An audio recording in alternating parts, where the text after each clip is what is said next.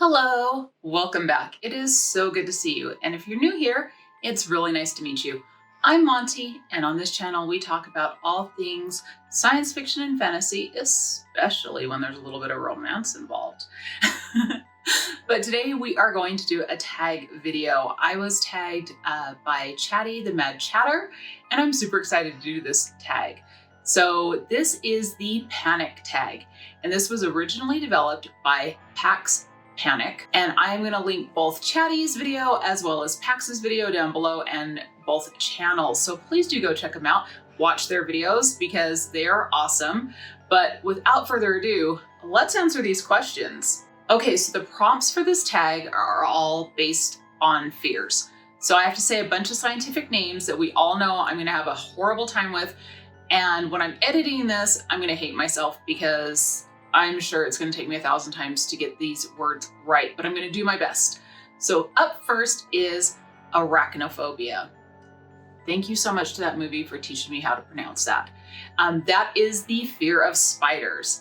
And the question for this prompt is, name a book with a ton of characters. So when I was doing this tag, I wanted to focus on books that I haven't really talked about before. So I was racking my brain and I thought of Midnight Crossroads by Charlaine Harris. Now, in full disclosure, I could have put any Charlaine Harris book in here and it would have fulfilled this prompt. Charlaine loves to have a ton of characters in all her books. This book in particular has 8 main characters, and even though that doesn't seem like a lot, those are your main characters. The rest of the characters, like the bad guys, the side characters, the townspeople, yeah, there's more.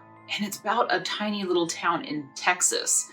It is a wonderful series. It is part of a series. It's the Midnight Texas series. Absolutely fabulous. I love this book. All right, next up, Coulrophobia. That's as good as it's gonna get. And that is the fear of clowns. And the question for this prompt is, name a book with a ridiculous or funny scene. I've got the perfect one. All right, in Happy Endings by Alice Winter, there is this scene. Seriously, I was laughing out loud at it and giggling for like 5 minutes after I read it. It involves our main character, Miles, and he is going to a council meeting. And he happens to be going to this council meeting with his forever companion, Havoc, as well as a forest spirit.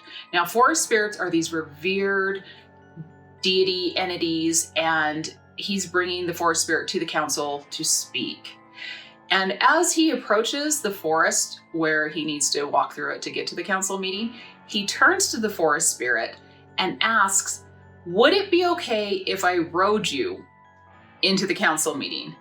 Now the forest spirit's kind of ho-humming, but he's like, yeah, okay, fine, you can ride me, because it's like a big like dragon dog looking creature. And then Miles gets the brilliant idea that he needs some intro music, because I mean, obviously if he's gonna make this big intro on this forest spirit, might as well have some really good music playing. So he gives his phone to Havoc and says, please, what song do you think I should use? And Havoc's like, oh yeah, Gangsta's Paradise, because like, what else would you use? And Miles absolutely agrees and begins his march into the council, towards the council, with the opening bars of Gangsta's Paradise playing, but then quickly realizes that Havoc has actually pulled up Amish Paradise by Weird Al Yankovic. Like the absurdity of walking in and thinking you are such a badass only to have Amish Paradise playing as your intro music. I loved it. It still makes me laugh. Like, I'm someone that enjoys a good parody song. I think they're hilarious when they're well done. And I could just picture this in my head and I absolutely loved it. So there you go. Next up is Acrophobia, and that is the fear of heights. And the prompt for this one is, name a book that changed your view. I really thought about this because there's been several books that I've read that have really changed my viewpoint on something. But I think one of the most important ones is Alex and Me by Dr. Irene Pepperberg. So Alex and Me is somewhat of a, I don't want to say biography, but it talks about the Dr. Irene Pepperberg training her parrot Alex. And she did it in a very clinical sense. She did it as kind of as an experiment, a study.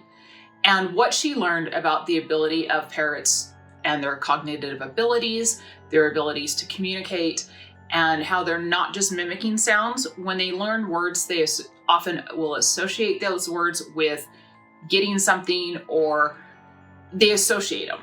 And it absolutely changed my view on birds. I think anyone who thinks that birds have no personality, that they're just these dumb creatures, read this book. Seriously. And then come back to me and tell me that they are not high-level thinking creatures. They are so smart, and they are able to communicate so well, even if they can't say full words, I'm telling you. And I absolutely love this book. Next up is Trypophobia, and this is the fear of holes or patterns that have holes in them. And the prompt for this one is name a book with a plot hole. Okay, I'm gonna be real honest. I would probably say most of the books I've read have a plot hole somewhere. I'm the type of person, I don't really read to analyze and like dissect and make notes of plot holes. Usually, I mean, while I'm reading, I absolutely will go, well, this doesn't make a whole lot of sense. But if I'm enjoying the book, I kind of just go along with it. I often solve them in my head, move along, or just kind of disregard it, because if I'm enjoying the story, I really don't care.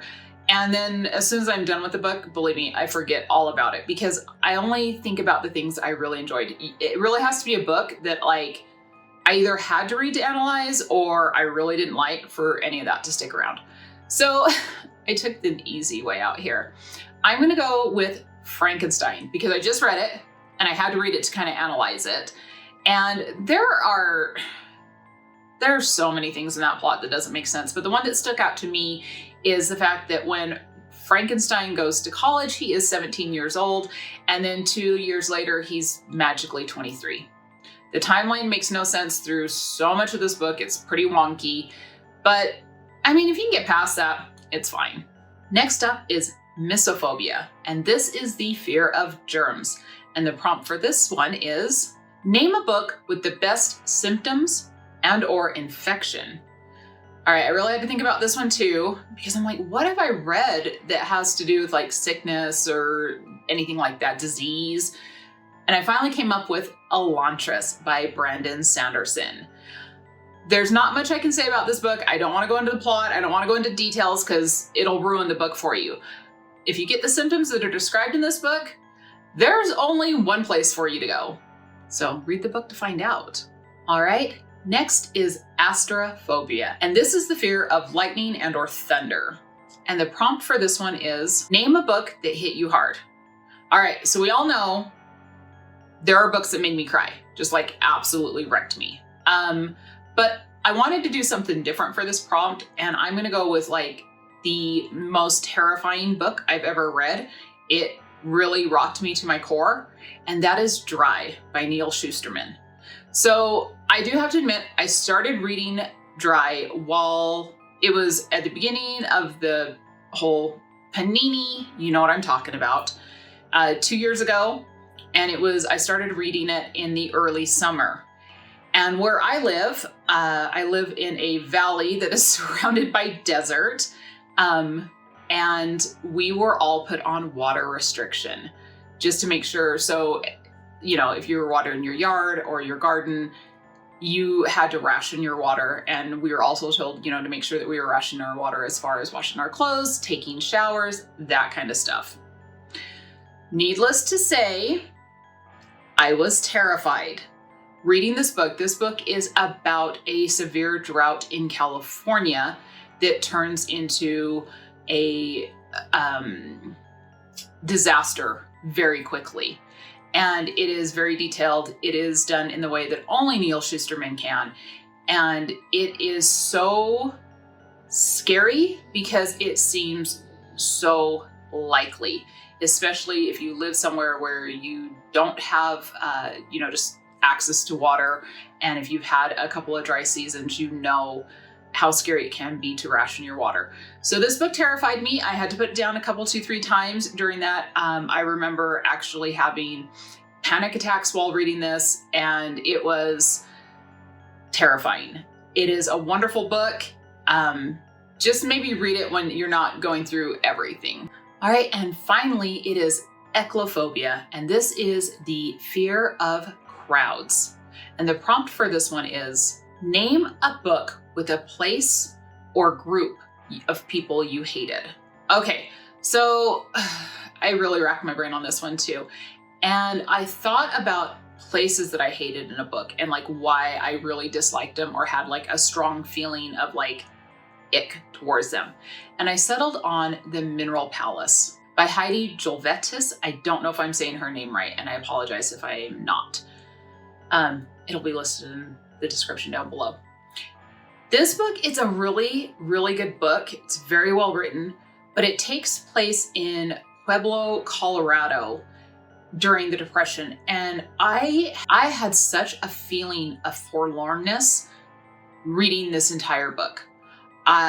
It just was overwhelming with the thought of being sad, being hopeless, and it all came from this town that they live in. It is, and